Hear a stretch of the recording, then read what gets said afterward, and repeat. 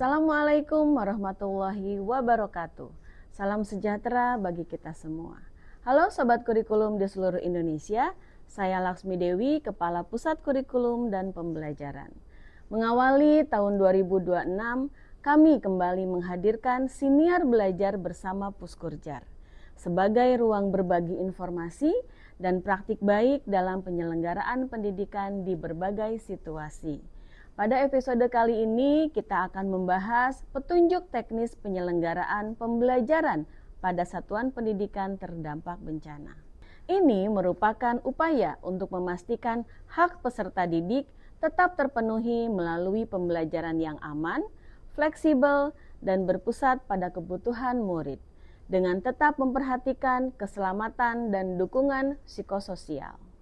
Kami berharap Siniar ini dapat menjadi referensi yang bermanfaat bagi pendidik dan seluruh pemangku kepentingan dalam menghadirkan layanan pendidikan yang tangguh dan responsif terhadap bencana.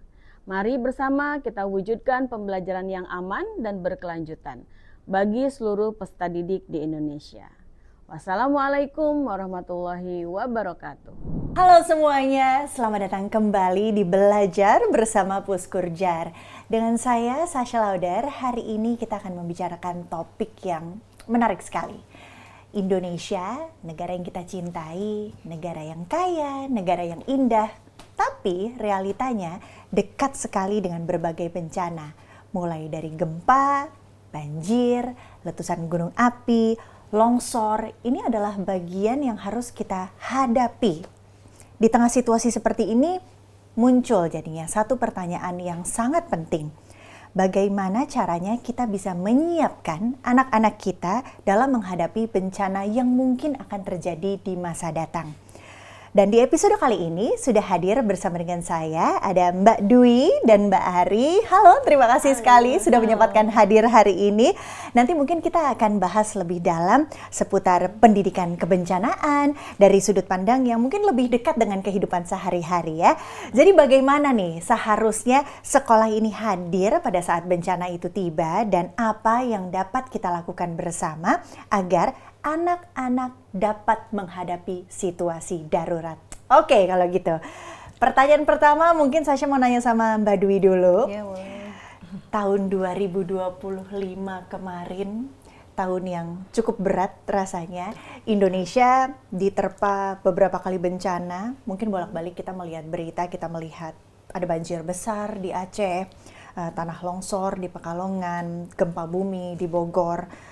Tidak hanya banyak korban jiwa yang hadir dari bencana-bencana tersebut, tapi juga salah satu yang juga terkena dampak dari bencana ini ternyata adalah dunia pendidikan. Sekolah tidak bisa berjalan dengan normal. Kita melihat mungkin banyak juga ya gambaran sekolah-sekolahnya hancur, tidak bisa digunakan. Murid juga terkena banjir, kehilangan akses untuk bisa menuju ke tempat pendidikan dan lainnya. Kalau kita berbicara dari sudut pandang pendidikan, apa nih kira-kira Mbak yang bisa kita lakukan? Dari sudut pandang pendidikan, bencana bukan hanya sebagai peristiwa darurat begitu ya, tapi ini sebagai salah satu momentum bagi kami untuk bagaimana sih membangun sistem pendidikan yang lebih tanggap terhadap bencana dan juga lebih adaptif. Seperti kita ketahui, bencana menghambat terjadinya proses pembelajaran dan juga banyak sarana-prasarana pembelajaran yang rusak gitu ya oleh bencana tersebut. Jadi proses pembelajaran terganggu, sarana dan prasarana rusak, kemudian hilangnya kesempatan belajar peserta didik. Pendidikan perlu menyasar dua aspek, bagaimana pencegahannya dan sekaligus pemulihannya. Jadi yang harus dilakukan adalah bagaimana kita bisa meminimalisir agar proses pembelajaran bisa tetap berjalan, kemudian apa yang diharapkan dari pemerintah adalah mereka bisa membangun resiliensi, kesiapsiagaan, dan juga terbentuknya budaya yang tanggap bencana. Sehingga pada kesempatan ini Kementerian Pendidikan Dasar dan Menengah melalui Badan Standar Kurikulum dan Asesmen Pendidikan menerbitkan panduan implementasi pendidikan kebencanaan yang sasarannya adalah mulai dari pendidikan anak usia dini, pendidikan dasar dan juga menengah, di mana tentunya panduan ini disusun agar peserta didik memiliki resiliensi atau yang kita kenal dengan ketangguhan dan juga tanggap dan serta siap siaga dalam menghadapi bencana. Nah, ini kan jadi menarik ya, bahwa suka tidak suka memang kita tinggal ini di wilayah yang cukup banyak gitu terjadi bencana tersebut, bencana alam yang memang dia tidak ingin kita hadapi, tapi ya jika datang ya kita harus seperti yang Mbak tadi sebutkan, ya harus tanggap, resilient, kita harus siap, kita harus tangguh. Berarti kan pendidikan untuk kebencanaan ini kan menjadi suatu hal yang sangat penting gitu untuk bisa diimplementasikan. Kita mungkin sebagai orang awam taunya kalau pendidikan kebencanaan pokoknya kita supaya siap bencana, gimana ya caranya? Kalau di pikiranku nih Mbak, simulasi gitu kali ya. Kalau di sekolah gitu ya biasanya simulasi terjadinya kalau gempa bumi gimana, atau misalnya simulasi terjadinya kebakaran. Misalnya di sekolah anakku seperti itu. Tapi sebenarnya ada nggak sih Mbak mungkin cakupan yang lebih luas gitu dari pendidikan untuk siap bencana ini selain dari melakukan simulasi evakuasi ini? Oke, baik. Jadi memang betul simulasi tanggap bencana ini, simulasi penanganan bencana ini salah satu bagian gitu ya dari cakupan pendidikan kebencanaan ini. Jadi yang disampaikan tadi tidak salah, tapi itu bukan satu-satunya. Itu adalah bagian kecil dari cakupan pendidikan kebencanaan ini. Jadi selain seperti yang saya sampaikan tadi, bagaimana membangun pemahaman, kemudian keterampilan, dan juga akhirnya membentuk budaya di satuan pendidikan tersebut agar seluruh warga satuan pendidikan memiliki pemahaman, kemudian keterampilan dalam menghadapi bencana. Jadi di sini kita susun dalam 3 peta kompetensi yang dimana ada 3 elemen di dalamnya, mulai dari 3 elemen dari prabencana, penanganan bencana, dan juga pasca bencananya seperti apa. Jadi di sini kita ingin membangun pemahaman peserta didik dampak apa itu bencana dan dampaknya apa saja, kemudian bagaimana mereka bisa melakukan upaya mitigasi dan juga upaya mitigasi selama bencana itu terjadi, dan juga sampai mereka bisa berpartisipasi aktif ketika bencana itu terjadi untuk bisa terlibat aktif dalam proses pemulihannya. Jadi cakupannya cukup luas agar pendidikan kebencanaan ini bisa membangun pemahaman, keterampilan, dan juga sikap mental peserta didik yang ujungnya adalah bisa membangun budaya sadar bencana di satuan pendidikan tersebut. Nah Mbak, kalau kita ngomongin tentang budaya sadar bencana gitu ya, gimana caranya untuk kita bisa meyakinkan gitu, atau paling enggak kita memberitahu bahwa pendidikan kebencanaan ini penting untuk semua daerah gitu. Mungkin kan ada yang ngerasa, ya aku kan tinggalnya nggak di pesisir pantai gitu, atau mungkin aku tinggalnya nggak di daerah yang di sini nggak pernah gempa kok gitu, atau nggak pernah longsor kok gitu. Jadi mungkin ada perasaan sedikit abai gitu, atau mungkin kurang waspada gitu. Mungkin Mbak bisa sharing sedikit seberapa penting gitu untuk daerah-daerah yang mungkin belum, dan harapannya jangan sampai gitu ya terdampak bencana, untuk mereka tetap menerima pendidikan kebencanaan ini agar bisa tetap waspada. Iya, baik. Di sini mungkin seperti kita ketahui, Indonesia ini sudah cukup banyak bencana yang terjadi. Banyak daerah yang berpotensi terjadi bencana, tapi memang beberapa daerah tergolong aman. Tapi ada baiknya kita mempersiapkan diri gitu. Jadi bagaimana agar semua peserta didik di Indonesia ini tanggap terhadap bencana, karena bencana di sini bukan hanya bencana alam begitu ya, banyak bencana lain yang mungkin disebabkan oleh kondisi perubahan iklim yang terjadi, sehingga itu juga bisa terjadi di mana saja. Jadi tanggap bencana di sini perlu dikuatkan di semua satuan pendidikan di seluruh Indonesia, karena ketika bencana ini terjadi, mereka mereka sudah siap.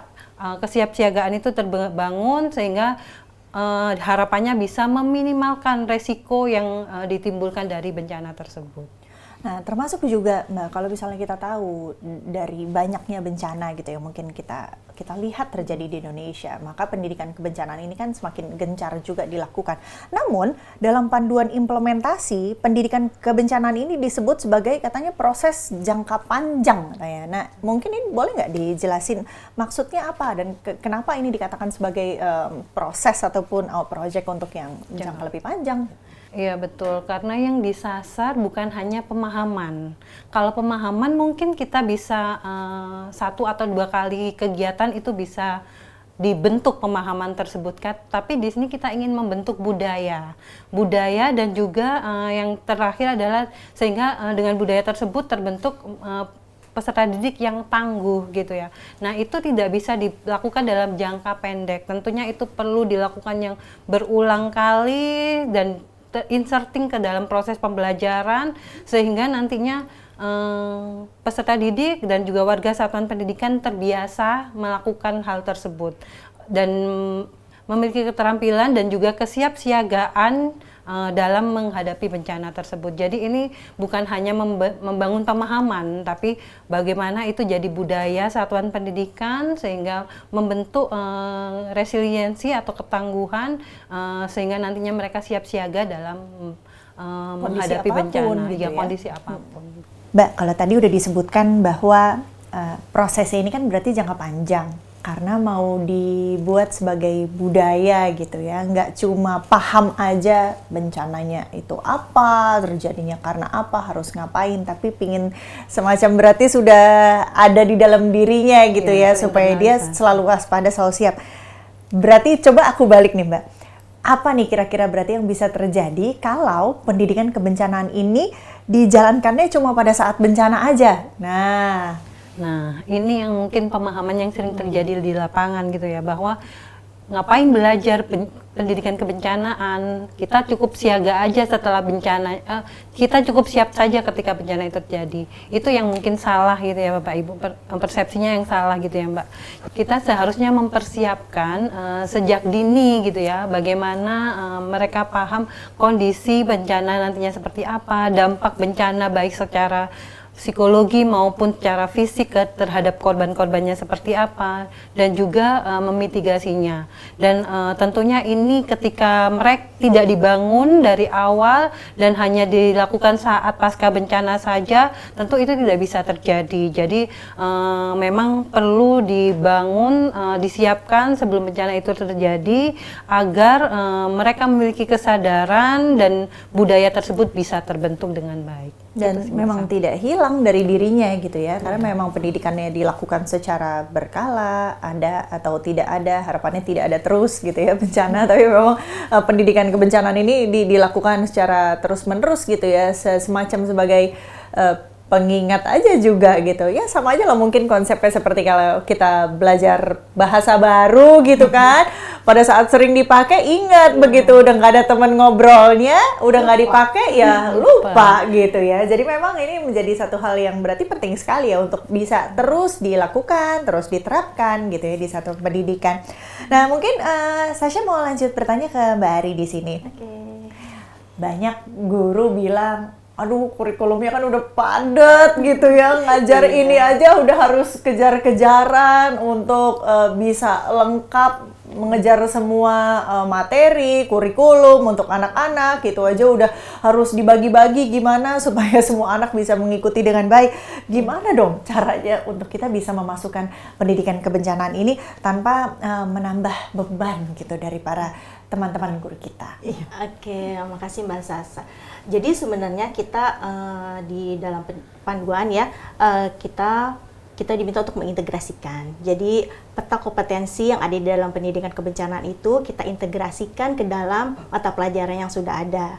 Jadi seperti kita masukkan ke dalam bahasa Indonesia, IPA, Pancasila. Jadi mata pelajaran yang ada itu kita sesuaikan lagi dengan yang ada di dalam peta kompetensi.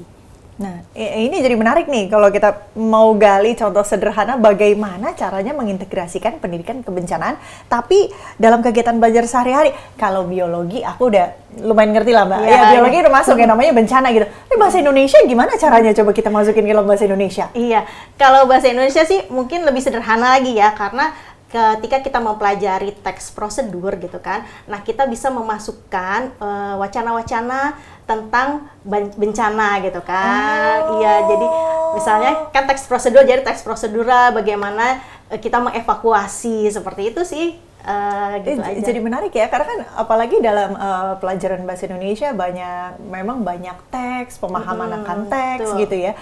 Banyak yang kita ketahui biasanya pemahaman aja bencana adalah apa gitu. Tapi sebenarnya bisa juga ya dimasukkan kayak konteks misalnya proses evakuasi dilakukan dengan cara itu sebenarnya bisa juga ya. Jadi anak-anak nggak sadar lagi baca, tapi sebenarnya ada pemahaman yang masuk juga mengenai pendidikan kebencanaan. Wah, betul. Jadi secara tidak sadar mereka udah mempelajari kebencanaan. Ini berarti emang kreatifnya guru-guru ini juga diperlukan juga ya untuk bisa mengintegrasikan si pendidikan ini dalam keseharian anak-anak dalam pembelajaran sehari-hari ya. Nah, pertanyaan berikutnya nih. Apakah semua sekolah berarti harus melakukan hal yang sama kah? Misalnya kita ngomongin pendidikan kebencanaan secara general gitu ya, bahwa bencana ada macam-macam, ada banjir, tanah longsor, gempa dan lain sebagainya. Atau apakah diperlukan fokus yang berbeda antar wilayah? Katakanlah misalnya satu wilayah lebih rawan banjir, yang satu lebih rawan gempa. Apakah mereka harus melakukan pendidikan kebencanaan ini fokus dengan resiko daerah masing-masing, atau memang semuanya perlu dilakukan secara merata? Oke.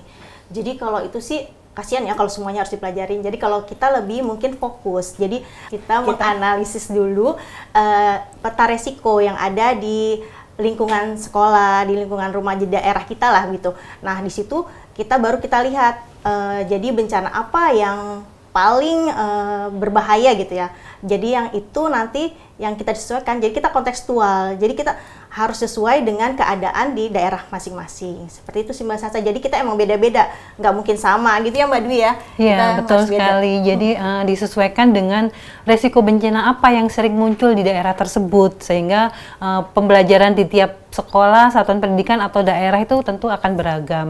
Tapi ada kompetensi-kompetensi tertentu yang sudah kita petakan tadi yang harus disasar. Jadi memang lebih fokus dengan resikonya ya, agar lebih tepat sasaran juga, ketanggapannya mereka kita bangun juga sesuai dengan resiko yang ada.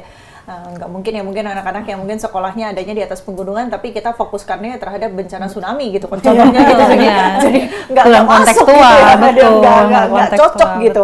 Nah, tapi ini ada satu hal yang menjadi pikiran saya juga nih Mbak, bahwa dalam kebencanaan itu sebenarnya kan bukan hanya butuh tanggap saja sebagai individu.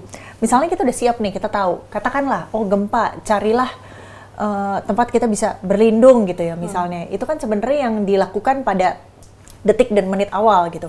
Namun pasca bencana tentunya dengan segala mungkin terjadi kerusakan atau kita butuh pertolongan, inilah waktu di mana kebersamaan bersama dengan komunitas, lingkungan, keluarga, teman, siapapun orang yang ada di sekitar kita menjadi penting. Di sini berarti masuk sekali budaya empati, kesadaran, ini juga memiliki peran berarti ya untuk bisa saling menolong pada saat bencana itu terjadi. Nah Mbak, kalau gitu bagaimana caranya untuk kita bisa melibatkan murid agar mereka tidak cuma tahu aja atau paham tentang bencana, tapi juga punya kesadaran, punya rasa empati, itu mungkin juga nggak untuk diajarkan di sini? Iya, mungkin banget sih. Jadi kan memang tadi kan udah dibilang Mbak Dwi ya, bahwa kita pendidikan jangka panjang. Jadi memang pendidikan kebencanaan itu nggak bisa cuma sekali aja. Jadi anak-anak itu harus mengalami. Jadi anak-anak itu kita mengalami. Jadi maksudnya kita jangan cuma menghafal pendidikan bencana itu apa-apa, tapi kita melakukan sesuatu gitu kan. Kita jadinya kita membuat proyek gitu kan, kita membicarakan tentang dampak terutama ke dampak bencana terhadap lansia, terhadap anak-anak yang kelompok rentan gitu kan. Jadi itu akan menimbulkan empati dari anak-anak dan kepedulian gitu. Jadi ketika terjadinya bencana, mereka nggak cuma siap siaga aja, cuma mereka ada peduli kepada kelompok-kelompok rentan tersebut gitu. Jadi memang kalau pendidikan kebencanaan ini itu harus banyak melakukan gitu ya. Jadi menimbulkan kepedulian, gotong royong dan konsisten dalam melakukan proyek-proyek itu. Jadi secara sadar gitu ya, jadi bisa sudah tumbuh begitu ya, iya, jadi rasa nanti empatinya timbul jadi kesadaran dan empatinya itu akan timbul kalau kita sering melakukan proyek-proyek itu, atau enggak apa tadi ya, yang pengalaman gitu ya. Jadi emang jadinya jatuhnya kayak bisa karena Yes. terbiasa gitu ya.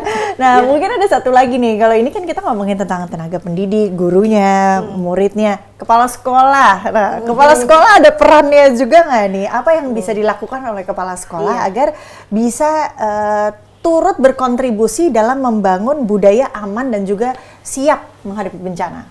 Tentu perannya sangat strategis ya. Sebagai pimpinan di dalam satuan pendidikan, pasti peran kepala sekolah itu sangat strategis.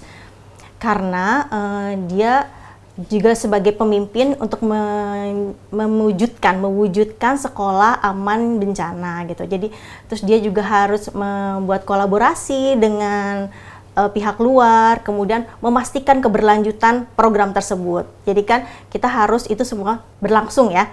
Jadinya nggak cuma satu saat aja, tapi program itu terus berlangsung sampai menumbuhkan budaya.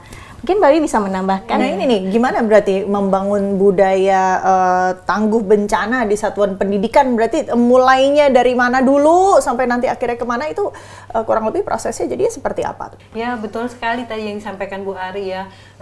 Salah satu peran utama kepala sekolah adalah bagaimana dia bisa membangun kemitraan dengan pihak lain gitu ya. Salah satunya mungkin bisa bekerjasama dengan BPBD di daerah masing-masing atau mitra-mitra lain yang memang terlibat dalam program-program yang direncanakan, sehingga nantinya program yang sudah tersusun bisa terimplementasi dengan baik. Jadi memang ya dari keputusan strategis tadi gitu sebagai pimpinan, kemudian berjalan juga ke kolaborasi gitu yang bisa dilakukan gitu ya bersama dengan mitra ataupun partner lainnya untuk bisa menumbuhkan kesiapan tersebut. Tapi Mbak, boleh nggak mungkin diceritain secara lebih konkret gitu prosesnya dari awal mulanya itu ngapain dulu sampai ke belakang tuh gimana gitu kalau di satuan pendidikan untuk kita bisa membangun budaya tanggap bencana itu siapa sih yang harus mulai duluan, lalu apa yang dikerjakan di awal gitu? Ya awalnya sih kita harus mengintegrasikan dulu ya nilai-nilai yang perlu kita capai gitu. Kita mau apa nih gitu kan, satuan pendidikan kita mau mencapai apa. Nah itu kita mengintegrasikan dulu tuh nilai-nilai yang ada di dalam peta kompetensi itu ke dalam pembelajaran sehari-hari, kokurikuler, ekstrakurikuler, sampai budaya sekolah, itu kita integrasikan semuanya. Kemudian kita harus juga melibatkan seluruh warga sekolah. Jadi semua yang ada di dalam sekolah itu terlibat, sampai dari OB sampai nanti tukang kebun gitu kan, tukang parkir, itu semua kita libatkan dalam pendidikan kebencanaan itu. Jadi memang kita harus melibatkan semua, mengintegrasikan, melibatkan, dan itu nanti lama-lama pasti akan menjadi sebuah budaya. Jadi nanti di satuan pendidikan itu jadi budaya yang tangguh gitu. Jadi ada tangguh, jadi dia tahu bagaimana caranya ketika ada bencana datang, apa yang harus dilakukan. Masing-masing sudah tahu apa yang harus dilakukan. Jadi itu juga untuk meminimalisir korban ya. Jadi anak-anak tahu, oh kalau ada seperti ini saya harus ngapain gitu. Jadi makanya itu juga perlu dengan latihan-latihan simulasi itu sangat diperlukan gitu untuk membiasakan anak-anak, jadi dia paham apa yang harus dilakukan nanti ketika terjadi bencana. Gitu sih Mbak Sasa. Jadi emang penting ya Kak. Ini semacam kayak kita di kantor aja berarti ya, kita punya jabatan sebagai apa ya kan, masing-masing udah punya job desk-nya sendiri-sendiri gitu kurang lebih ya. Jadi kesiapan dari tidak hanya murid saja berarti, tapi juga dari semua orang yang berada di dalam lingkungan sekolah ataupun satuan pendidikan tersebut juga sudah tahu apa yang harus dilakukan, karena kembali lagi ya, pastinya kan dalam setiap bencana kita ingin untuk meminimalisir kalau bisa tidak ada terjadinya korban jiwa, tidak ada yang luka, semuanya selamat. Dan setelah itu juga pemulihannya cepat gitu ya, karena biasanya setelah bencana kalau berlarut-larut, infrastrukturnya pun juga rusak, tapi kita juga tidak ada mitigasi dan kita tidak ada rencana ke depannya bagaimana untuk melakukan pembelajaran, tentunya nanti akan berdampak sekali berarti ya ke pendidikan anak-anak. Nah, kalau kita berbicara tentang kesiapsiagaan anak, setiap satuan ataupun orang di dalam sekolah mungkin pasti sudah dibekali juga gitu ya dengan informasi, dengan pendidikan tersebut. Peran keluarga, apakah ini juga penting gitu untuk harus diajak dan diikut sertakan gitu untuk bisa mendukung kesiapsiagaan anak dalam pendidikan kebencanaan ini, gimana Mbak? Iya, itu salah satu yang penting ya, karena kan pendidikan justru yang utama lebih di rumah gitu kan, pendidikan di rumah. Jadi nanti anak-anak itu bisa mengimplementasikan, jadi nggak hanya di sekolah, jadi pembelajaran yang ada di sekolah kemudian dikuatkan di dalam rumah. Jadi makanya nanti ketika di rumah jalur evakuasinya kemana, terus titik-titik rawan ada di mana. Jadi yang dia ketahui di sekolah dia bisa aplikasikan di rumah dengan bantuan dari orang tua juga gitu kan, untuk melaksanakan misalnya evakuasi seperti itu. Jadi mereka nanti ketika terjadinya itu bukan di sekolah tapi di rumah, mereka juga bisa.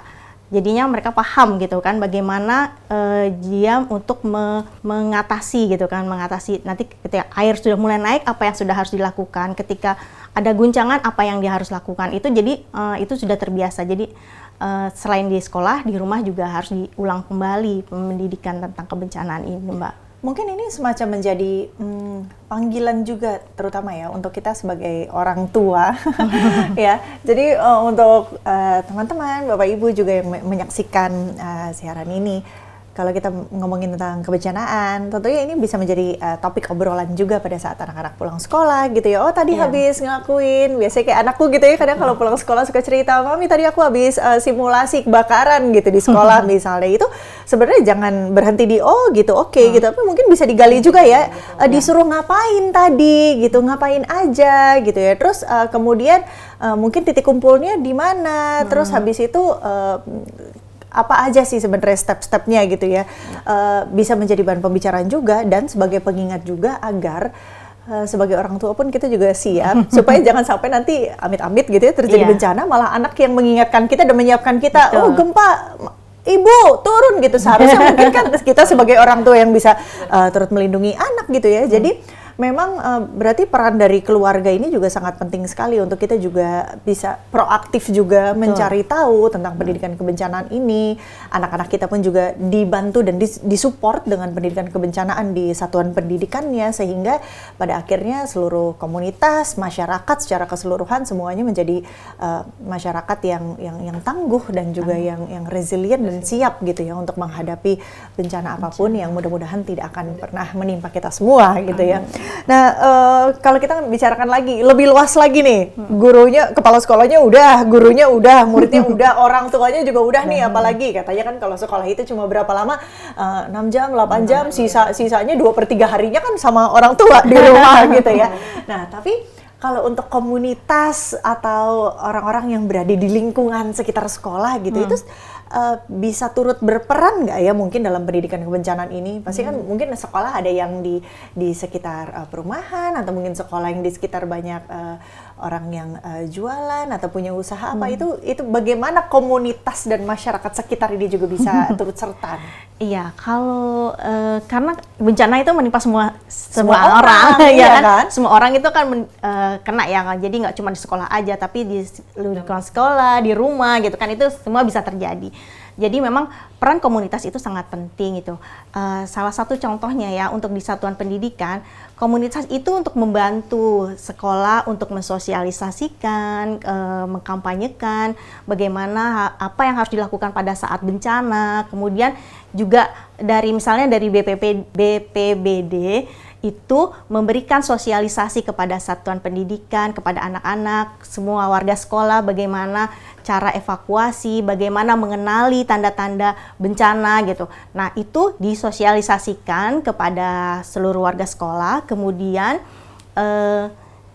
jadi kita kerjasamanya begitu, kita memanfaatkan yang ada di sekitar kita, komunitas gitu kan, dari mulai ada misalnya tokoh masyarakat gitu kan, bagaimana dia cara mengatasinya jika terjadi bencana. Kita bekerja sama aja sih dengan sekitar satuan pendidikan gitu. Tadi ada yang ingin tambahkan? Jadi kita bisa mengundang stakeholder atau narasumber-narasumber yang potensial dari masyarakat sekitar untuk melakukan penguatan pemahaman di satuan pendidikan dalam proses pembelajaran itu, seperti itu. Menarik ya, terutama karena orang juga yang memang kompeten di bidangnya gitu ya, jadi bisa membagikan ekspertisnya juga gitu ya, ataupun insight seputar untuk pendidikan kebencanaan ini.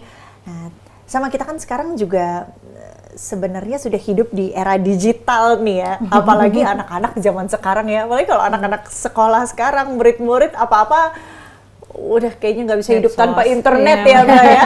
Pokoknya setiap hari medsos. Kan tapi sebenarnya apalagi kita juga berada di era AI gitu ya. Anak-anak juga udah mulai mengintegrasikan pembelajaran dengan kalau nyari apa-apa sekarang tinggal Google gitu. Kalau mau nyari apa-apa sekarang tinggal buka internet gitu. Mungkin bisa kasih contoh nggak Mbak kira-kira kalau misalnya di sekolah gitu sebagai guru-guru gitu mau penggunaan media sosial untuk bisa mendukung pengetahuan tentang kebencanaan seperti apa? Sebenarnya kalau mau mengajak anak-anak ya, mengajak anak-anak untuk ikut berpartisipasi, itu kita bisa meminta anak-anak untuk membuat konten digital gitu kan, membagikan kepada teman-teman mereka bagaimana tips untuk menjadi kesiapsiagaan, tips misalnya untuk jalur evakuasi, terus gimana cara menghadapi bencana. Itu mungkin karena sesama teman gitu ya, mungkin akan lebih masuk buat anak-anak. Jadi memang intinya tapi ya tetap harus dikasih tahu kepada anak-anak bahwa informasi itu harus yang akurat, jangan yang hoax gitu. Jadi kan memang pendidikan tentang literasi digital itu memang perlu juga kita berikan kepada anak-anak karena kita banyak melibatkan konten itu ya, media sosial gitu. Nah ini berarti bisa juga ya dimasukin kayak tadi Mas sempat nyebutin juga, diintegrasikan di dalam pembelajaran sehari-hari. Jadi misalnya mungkin guru-guru mau ngambil nilai untuk pelajaran apa gitu bisa, tapi kembali lagi harus dicek lagi ya gitu informasinya bener nggak nih yang udah disadur kembali gitu ya. Betul. Apa yang sudah disampaikan oleh anak-anak ini agar tepat juga, sehingga manfaatnya nggak cuma untuk para anak murid itu aja sendiri, tapi kali aja konten itu juga bisa nyampe ke masyarakat luas gitu ya, atau masyarakat umum gitu yang mungkin menyaksikan. Nah mungkin satu pertanyaan lagi nih Mbak, boleh nggak sharing untuk sekolah-sekolah yang mungkin baru kepikiran untuk wah kayaknya penting nih harus gitu untuk kita melakukan pendidikan kebencanaan, langkah apa yang paling realistis untuk memulai? Kalau mau memulai ya, jangan yang berat-berat dulu. Kita mulai dari yang ringan-ringan aja dulu. Jadi memang kalau mau membuat pendidikan kebencanaan itu kita harus bertahap gitu kan, harus bertahap dan kontekstual. Jadi kita memang di daerah itu kita menganalisis dulu, di daerah itu resikonya apa gitu kan. Mungkin kita awalnya bisa seperti itu untuk melihat resiko-resiko apa saja yang dihadapi oleh satuan pendidikan.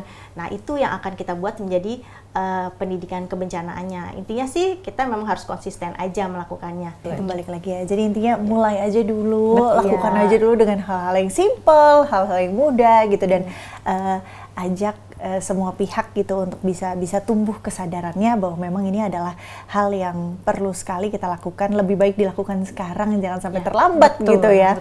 Nah, terima kasih banyak untuk itu Mbak Dwi dan juga Mbak Auri sudah sharing hari ini, dan dari obrolan hari ini dan percakapan yang tadi kita lakukan bersama, kita belajar bahwa pendidikan kebencanaan itu bukan hanya tentang menghadapi bencana, tapi juga bagaimana kita bisa mewujudkan generasi yang tangguh, yang resilient, generasi yang berdaya, generasi yang peduli terhadap keselamatan dirinya sendiri, namun juga terhadap lingkungan sekitarnya. Sifat empati yang juga kita tumbuhkan. Sekolah sekali lagi bukan hanya tentang akademis, tapi juga menyediakan ruang yang aman untuk bisa bertumbuh dan juga ruang pemulihan. Mudah-mudahan percakapan kita hari ini bisa membuka perspektif baru bahwa kesiapsiagaan itu bukan soal kita takut gitu ya, tapi soal kita siap dan kita juga peduli. Terima kasih banyak sekali lagi untuk Mbak Dwi dan juga Mbak Ari dari Puskurjar atas penjelasannya, dan terima kasih juga untuk Anda semuanya yang sudah menyaksikan sampai dengan akhir. Saya Sasha Lauder dan sampai berjumpa lagi di episode berikutnya di Belajar Bersama Puskurjar. Bye. Terima kasih. Terima kasih ya Mbak.